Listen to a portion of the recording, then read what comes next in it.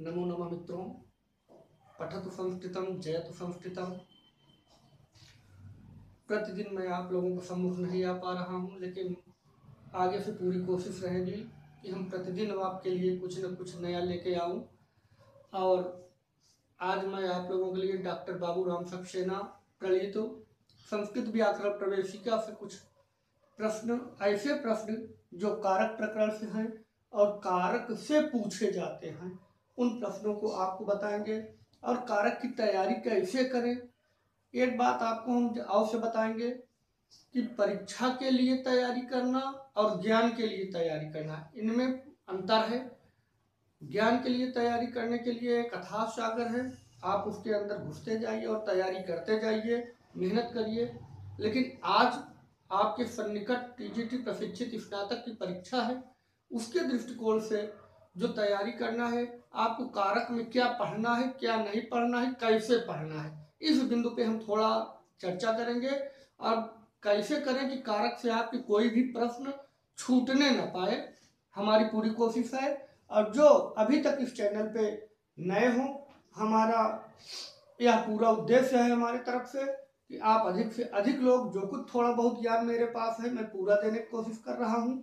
आपको अच्छा लग रहा है तो निश्चित लाइक करें, नए हैं सब्सक्राइब कर लें, और जो बेल आइकन की बटन है उसको भी दबा लीजिए, जिससे नोटिफिकेशन मिलता रहे जो भी वीडियो हमारे द्वारा जाए। मित्रों, एक बात और से कहेंगे कि जितना अधिक से अधिक लोगों को एक ज्ञान बांट सकिए उतना अच्छी बात है। और आप कैसे बांटेंगे इस निःशुल्क ज्ञान को अधिक से अधिक लोगों को, आप कृपया मेरे इस वीडियो को शेयर करिए। जितना अधिक आप शेयर करेंगे उतने अधिक समझिए आप ज्ञान बांट रहे हो। हम आप सब लोगों के लिए कर रहे हैं, आप लोग भी किसी के लिए करिए और इस वीडियो को शेयर करिए। चलिए देखते हैं हम लोग कि कारक प्रकरण में कहाँ से पूछते हैं, क्या पूछते हैं, क्या बहुत आवश्यक है। बस केवल मेन रूप से एक तरीका हम आपको बताने वाले हैं, किस तरीका से आप पढ़ाई करें जिससे आपके परीक्षा में प्रश्न न छूटने पाए और कारक प्रकरण पूरा आ जाए। तो एक शॉर्ट फार्मूला है। पहले तो हम थोड़ा बहुत कारक के विषय में क्या पूछ सकते हैं उनसे पूछते हैं, कारक की व्युत्पत्तियां पूछते हैं, कारक में प्रकृति प्रत्यय पूछते हैं, फिर उनमें से क्या पूछ सकते हैं उसको आइए हम देखते हैं। आपके सम्मुख कुछ नोट किया गया है, जो नहीं है उसको हम नोट करेंगे। ये रहा कारक प्रकरण के अंतर। अच्छा, सबसे पहली बात ये आपसे पूछ ले कि कारक प्रकरण को और क्या कहते हैं, तो विभक्त्यर्थ प्रकरण भी कहते हैं। कारक प्रकरण को विभक्त्यर्थ प्रकरण भी कहते हैं, जिसे विभक्ति प्रकरण आप कहते हैं। तो कारक प्रकरण को और क्या कहते हैं, विभक्त्यर्थ प्रकरण कहते हैं। कारक किसे कहते हैं, तो प्रकृति प्रत्यय इसका देख लीजिए कि क्री धातु से ऋण प्रत्यय लगाने से कारकम शब्द की व्युत्पत्ति होती है। कारकम, कारकम अर्थात करने वाला, करने वाला कारक होता है। क्री प्रत्यय, क्री धातु से ऋण प्रत्यय लगाने पे कारक शब्द बनता है, तो जिससे हम कारकम करने वाला। अब इसकी व्युत्पत्ति तीन प्रकार से आप देख सकते हैं। आपसे पूछ सकता है कि क्रियाम करोति इति कारकम, किसकी भी उत्पत्ति है, तो आप बताएंगे कारक का। लेकिन जो लोग नहीं पढ़े रहे वो नहीं बता पाएंगे, इनको अवश्य आपको देखना है, ध्यान से देख लीजिएगा, बल्कि नोट भी कर लीजिएगा कि क्रियाम करोति इति कारकम, क्रिया को करने वाला कारक है। कारक कौन है, जो कार्य को करे, जो क्रिया को संपादित करे, वही कारक है। तो नंबर एक पॉइंट है। दूसरा पॉइंट है क्रिया जनकत्वम कारकत्वम। क्रिया जनकत्वम कारकत्वम, क्रिया का जो जनक होता है, क्रिया का जो जनक होता है अर्थात क्रिया को वही जो करने वाला होता है, वो क्या है, उसे भी कारक कहते हैं। तीसरे नंबर पे आइए, या क्रियान्वयित्वम कारकत्वम। क्रियान्वयित्वम कारकत्वम, क्रिया के साथ जिसका सीधा संबंध होता है, अन्वय होता है, उसे कारक कहते हैं। कहते हैं कारक किसे कहते हैं, जिसका क्रिया से साक्षात संबंध, सीधा संबंध हो, उसको कारक कहते हैं। और जो एक प्रश्न अगर पूछ ले कि किसमें कुल संस्कृत में कितने कारक होते हैं, 6 कारक होते हैं। किसको नहीं माना जाता है, विभक्ति तो 7 आपने पढ़ी है, और कारक क्यों 6 पढ़ रहे हैं, तो संबंध को कारक नहीं मानते। इसलिए संबंध को कारक नहीं मानते क्योंकि वो किसी न किसी माध्यम से कारक से जुड़ता है, उसका साक्षात सीधा संबंध नहीं है। जैसे काकी के रे री इस द्वारा जुड़ता है ना, तो अभी हम बताएंगे। तो कारक से यदि इतने प्रश्न पूछ लें, ये व्युत्पत्तियां पूछ लें, तो आप बताइएगा कि ये सारी व्युत्पत्तियां कारक से हैं। कारक का एक सामान्य अर्थ है ऐसी वस्तु जिसका क्रिया के संपादन में उपयोग हो। और कारक 6 प्रकार के होते हैं। क्रिया के संपादन के लिए इस प्रकार 6 संबंध स्थापित किए गए हैं। आप अच्छी तरह से जानते हैं कर्ता ने कर्म को करण से संप्रदान के लिए कैसे होता है, थोड़ा हम इसको बताएंगे, आपको मालूम होगा लेकिन फिर भी आप समझिए। ऐसे प्रश्न पूछ लेंगे कि क्रिया का संपादन जो करता है उसे क्या कहते हैं। क्रिया का संपादन जो करता है उसे क्या कहते हैं, कर्ता कारक। क्रिया का कर्म जो करता है उसे कर्म कारक। अगर पूछ लिया प्रश्न कि क्रिया का संपादन करने वाले क्या कहते हैं, तो कर्ता। क्रिया का कर्म करने वाले क्या कहते हैं, कर्म। क्रिया का संपादन जिसकी सहायता से हो उसे क्या कहते हैं, तो आप याद रखिएगा कि क्रिया का संपादन जिसकी सहायता से हो उसे करण। क्रिया जिसके लिए हो, क्रिया जिसके लिए हो उसे क्या कहते हैं, संप्रदान। क्रिया जिसके लिए हो संप्रदान। अब क्रिया जिससे निकले, क्रिया जिससे निकले या जिससे दूर हो उसे क्या कहते हैं, अपादान। क्रिया जिससे निकले या क्रिया जिससे दूर हो उसे अपादान कहते हैं। क्रिया जिस स्थान पर हो उसे अधिकरण कहते हैं। क्रिया जिस स्थान पर हो उसे अधिकरण कहते हैं। इस प्रकार इन्हीं कारकों के व्यवहार में विभक्तियां आती हैं। विभक्तियां आप जानते हैं। तो संबंध को कारक नहीं माना जाता है। कारक किसको मानते हैं, आप देख लीजिए कि कर्ता कर्म च करणम संप्रदानम तथैव च। कर्ता कर्म च करणम संप्रदानम तथैव च अपादानाधिकरणे इत्याहु कारकाणि षट्। इत्याहु कारकाणि षट्। तो यही 6 कारण हैं, कर्ता कर्म करण संप्रदान अपादान अधिकरण। और संबंध को कारक नहीं माना जाता। अब आइए हम आपको ले चलते हैं विभक्तियां। जो प्रथमा विभक्ति में आपको बाबूराम सक्सेना में 2 विभक्तियां 2 सूत्र मिलते हैं। उन 2 सूत्रों में से कितने प्रश्न आ सकते हैं उन्हें जान लेना बहुत जरूरी है कि कैसे प्रश्न उनसे पूछते हैं। बहुत इंपॉर्टेंट है कि कैसे प्रश्न पूछे जाते हैं। हम देखे हैं और हमें लगा कि इसको बताने की बहुत अधिक आवश्यकता है आप लोगों को। तो आप पहली बात समझ लीजिए कि कैसे प्रश्न पूछे जाएंगे आपसे। तो जब प्रथमा विभक्ति आप आते हैं, प्रथमा विभक्ति, तो जो हम एक शॉर्टकट ट्रिक की बात कर रहे थे, अब हम थोड़ा और ट्रिक बता दें आपको। आपको जब परीक्षा देने जाना है तो अब आपके पास जितना पढ़ाई कर लिए बहुत है। अब आपको परीक्षा के उद्देश्य से पढ़ाई करना है कि आपके प्रश्न ना गलत हों। तो मित्रों, इसके लिए एक शॉर्ट टर्म तरीका यही है कि बाबूराम सक्सेना के संस्कृत व्याकरण प्रवेशिका को उठाइए और उनमें जितने सूत्र दिए हैं, और सूत्र एक तरफ सूत्र लिखिएगा, आप लोग एक तरफ पूरा सूत्र लिखिए और एक तरफ उनका उदाहरण लिखिएगा। उदाहरण तो सूत्र इधर लिखते जाइए, उदाहरण इधर लिखते जाइए, जिससे कंफर्म हो जाए कि कौन किस सूत्र का उदाहरण है। तो जब आएगा आपके एग्जाम में तो तुरंत आप बता देंगे कि इस सूत्र से ये होता है। ठीक है, तो आइए कुछ बहुत ही जरूरी जो प्रथमा से विभक्ति से प्रश्न पूछे जाते हैं और आप लोगों को जान लेना बहुत जरूरी है। इसका पहले सूत्र क्या है, प्रातिपदिकार्थ। प्रथमा क्या है, प्रातिपदिकार्थ। प्रातिपदिकार्थ लिंग परिमाण वचन, लिंग परिमाण वचन मात्र, लिंग परिमाण वचन मात्र प्रथमा। तो मात्र शब्द सबके लिए रहेगा। आपसे इनमें अति आवश्यक यह बात है कि प्रातिपदिकस्य अर्थः प्रातिपदिकार्थः। पहली बात यह है कि जब इसमें समास पूछ ले कि प्रातिपदिकार्थ में कौन सा समास है, तो प्रातिपदिकार्थ अकेले में अगर समास पूछते हैं तो इसकी व्युत्पत्ति होती है कि प्रातिपदिकस्य अर्थः प्रातिपदिकस्य।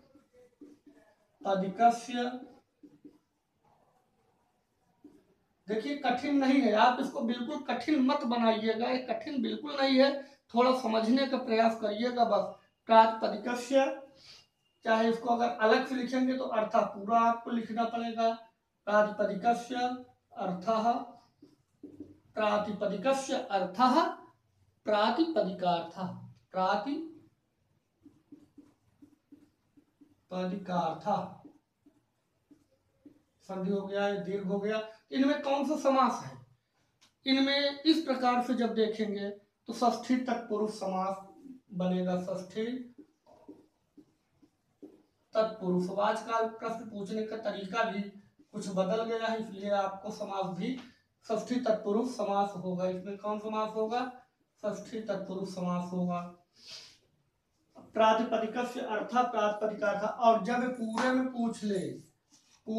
पूछ ले कि कौन समास है, तब आपको बताना पड़ेगा। दूसरे नंबर पे अगर पूरा पूछ ले तो इसमें बताना है कि प्रातिपदिकार्थश्च लिंगञ्च परिमाणञ्च वचनञ्च प्रातिपदिकार्थ लिंग परिमाण वचनानि इति इतरेतर द्वंद्व।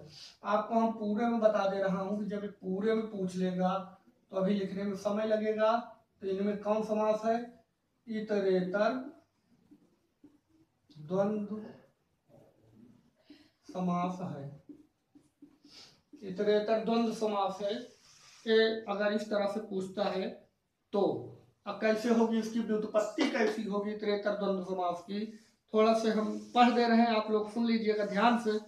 प्रातिपदिकार्थश्च लिंगञ्च परिमाणञ्च वचनञ्च प्रातिपदिकार्थ लिंग परिमाण वचनानि इति इतरेतर द्वंद्व। तो इतरेतर द्वंद्व समास है। अब जैसा कि हम ट्रिक आपको बता रहे थे, तो अब आप यहाँ आइए और देखिए कि कैसे प्रातिपदिक किसे कहते हैं, प्रातिपदिक अर्थ में कौन कौन है, प्रातिपदिक अर्थ में कौन कौन है। प्रातिपदिक मात्र पहले नंबर पे है प्रातिपदिक, दूसरे नंबर पे है लिंग, तीसरे नंबर पे परिमाण, चौथे नंबर पे है चार, और मात्र शब्द जो है ये सब के साथ रहेगा। तो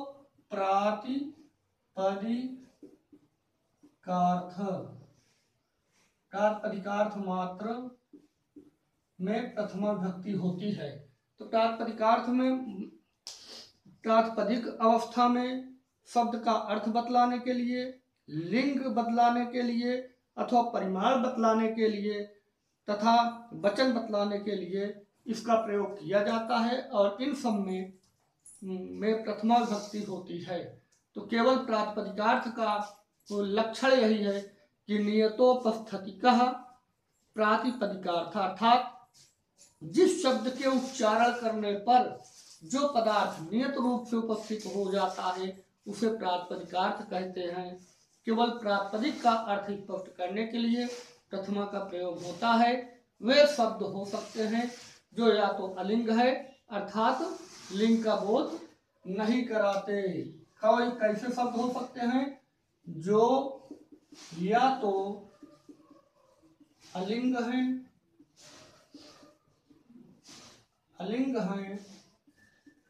या लिंग का बोध नहीं कराते। आपको बहुत जरूरी है जान लेना, प्रातिपदिकार्थ मात्र क्या किसमें होते हैं?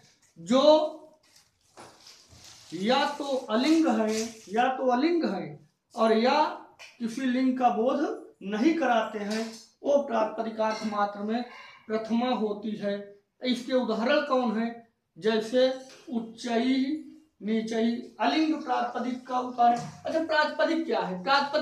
अर्थवत धातु प्रत्यय प्रातिपदिका। तो जिस शब्द का कुछ न कुछ अर्थ निकले, निरर्थक नहीं। जैसे राम शब्द आप बोलते हैं तो राम शब्द प्रातिपदिक है नहीं। कब तक नहीं है? जब तक उसे आप रामः नहीं कहेंगे। जब रामः कह देते हैं पद लग जाता है, और वो दशरथ पुत्र का अर्थ प्रकट करने लगते हैं कि राम का मतलब वो भगवान मर्यादा पुरुषोत्तम श्री राम, तब तो प्रातिपदिक हो जाता।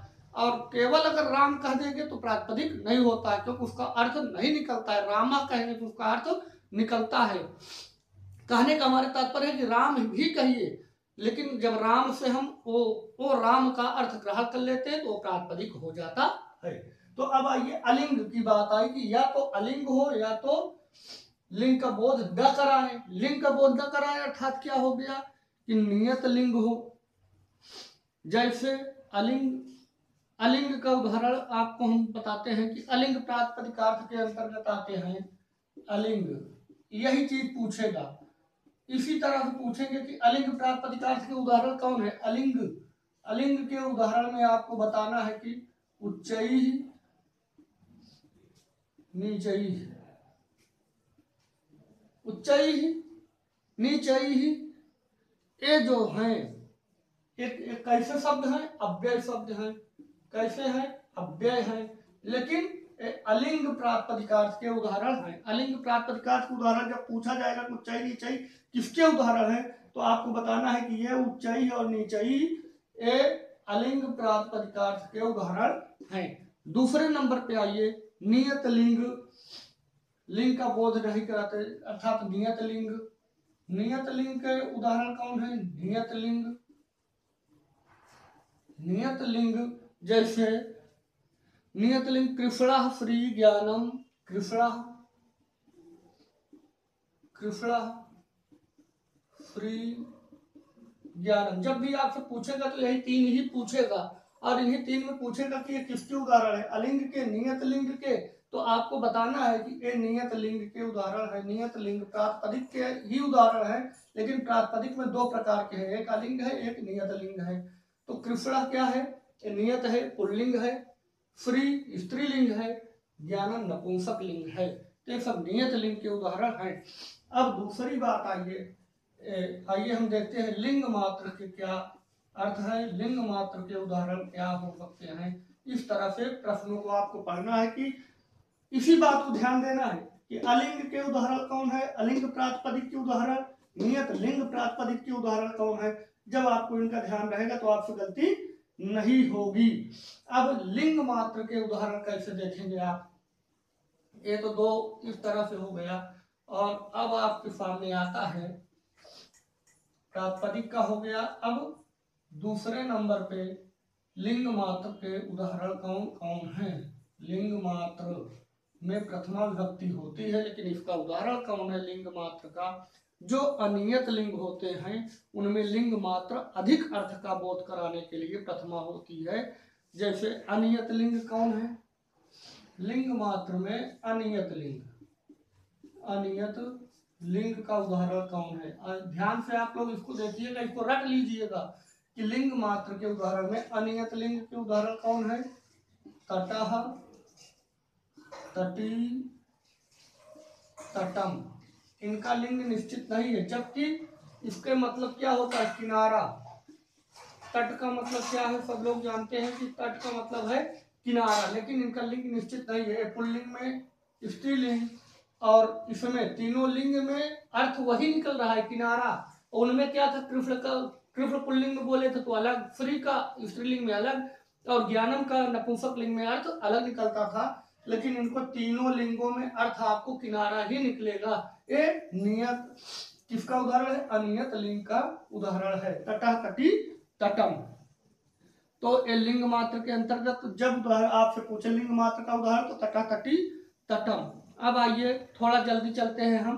परिमाण मात्र के उदाहरण अगर पूछ लिया जाए आपसे, और आप अभी तक द्रोणो व्रीहि पढ़े हुए, परिमाण मात्र के उदाहरण में अब आपको द्रोणो व्रीहि भूलना पड़ेगा, क्योंकि यहाँ जब पूछा जाएगा तो द्रोणो व्रीहि नहीं, जो एग्जाम्पल आपकी बुक में दिया रहता है, जो बुक आपके पाठ्यक्रम में रहती है उन्हीं में से पूछा जाएगा। तो किसी चीज की मात्रा का ज्ञान कराया जाता है। परिमाण का मतलब क्या है, किसी चीज की मात्रा का ज्ञान कराया जाता है। जैसे प्रस्थो व्रीहि, प्रस्थो व्रीहि, प्रस्थो व्रीहि मतलब क्या है, आधा सेर चावल। क्या हुआ, आधा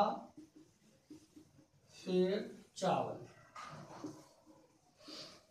जो आप लोग सिद्धांत कौमुदी के अनुसार पढ़े थे तो उसमें द्रोणो व्रीहि एग्जाम्पल आता था, पूछा जाता था, लेकिन इसमें जब एग्जाम्पल पूछा जाएगा तो प्रस्थो व्रीहि पूछा जाएगा। तो आप कंफ्यूज मत होइएगा, प्रस्थो व्रीहि भी परिमाण मात्र का ही उदाहरण है। प्रस्थो व्रीहि यहाँ प्रथमा विभक्ति से प्रस्थ अर्थात आध सेर का परिमाण विदित होता है कि कितना चावल है, तो आध सेर चावल है, इस अर्थ के लिए यहाँ प्रथमा विभक्ति होती है। अब आइए थोड़ा देखते हैं वचन मात्र में।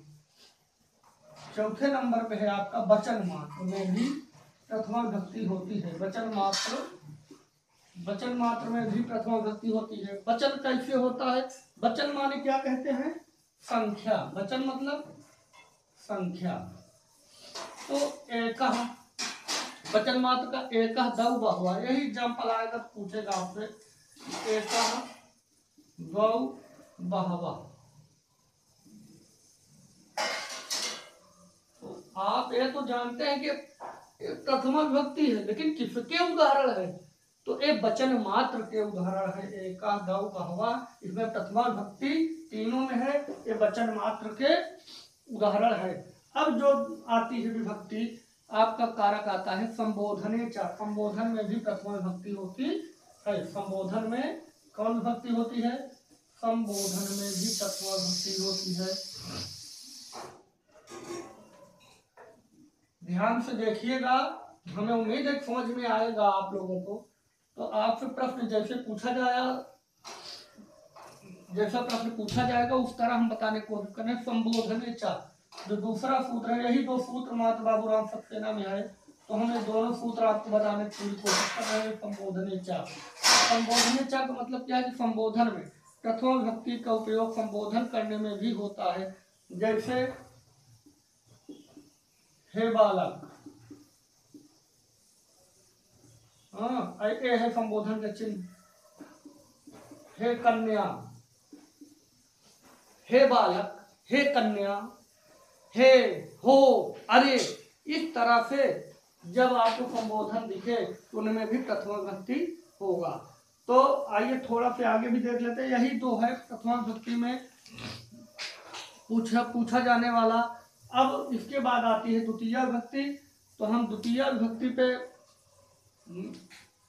अब आप लोग जान रहे हैं कि कर्तुरीप्सित तमम कर्म, उस पर बाद में चर्चा करते हैं।